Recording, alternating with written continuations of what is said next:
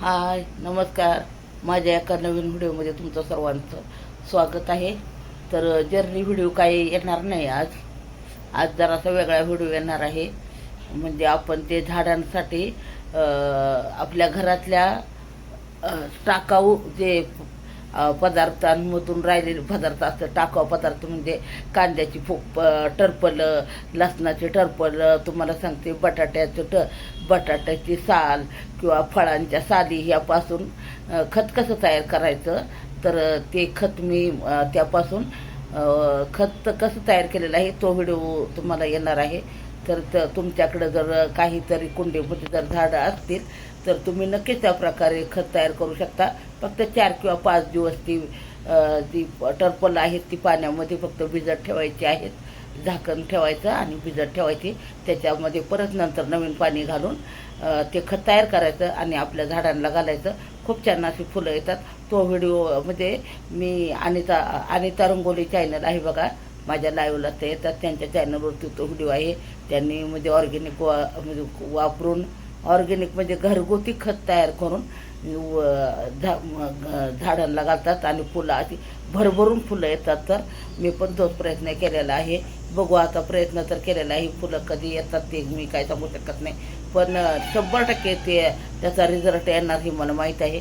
कारण त्यांच्या झाडांना भरभरून फुलं आहेत. तशी माझ्याही झाडाला भरभरून फुलं येतील. प्रयत्न करायला काय हरकत आहे. प्रयत्न तर आपण करू शकतो ना.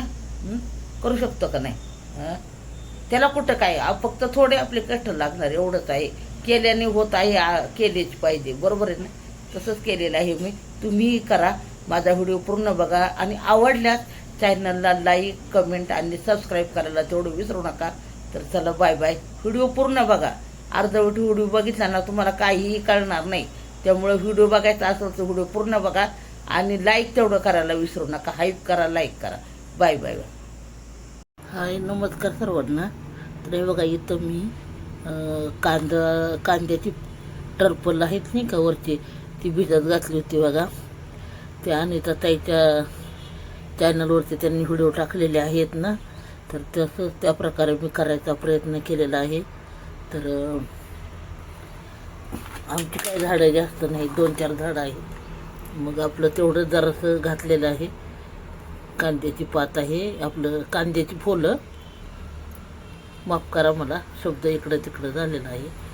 तर हे बघा, हे मग हे म्हणजे झाडांसाठी चांगलं खत असतं.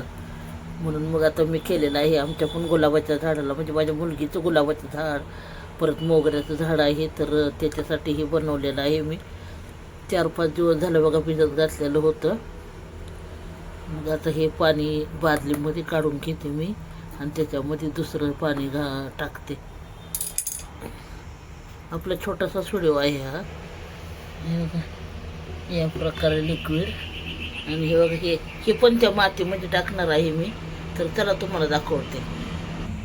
तर हे बघा, हे अशा प्रकारे आहेत झाडं.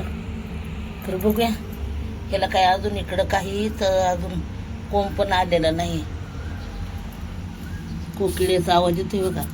तर हे थोडं उकरून घेते मी आणि ह्याच्या खाली आहे ना, बघा हा पाला टाकते. तर हे बघा, या प्रकारे अशी मी माती हलवून घेतलेली आहे. थोडं थोडं आहे नाही का, हे बघा. तर हे त्याच्यामध्ये थोडं थोडं हे मी काय जास्त घातलं नव्हतं, कारण आमची काय झाडं काही एवढी जास्त नाहीत.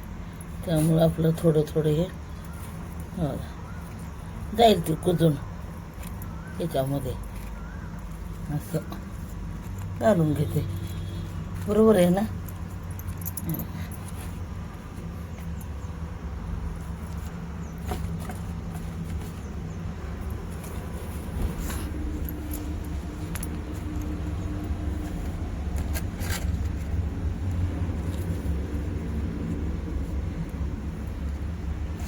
ते अनिता ताईंनी केलेलं आहे बघा. ते अनिता रंगोली चॅनल माहिती नाही तुम्हाला? त्यांच्या चॅनलवरती आहेत बघा व्हिडिओ.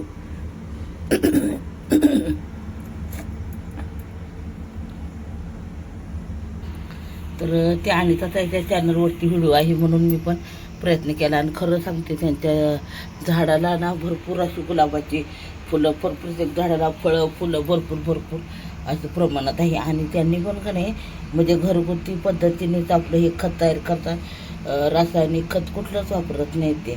मग आता मी पण म्हणलं प्रयत्न करून बघायला काय हरकत आहे. कुठं आता आपल्याला विकत आणायचं आहे हे बाकीचं म्हणजे पाला हा कांद्याचा पाला म्हणा किंवा लसूण. बघा कसा कलर आलेला आहे त्याला. प्रयत्न करायला काय हरकत आहे.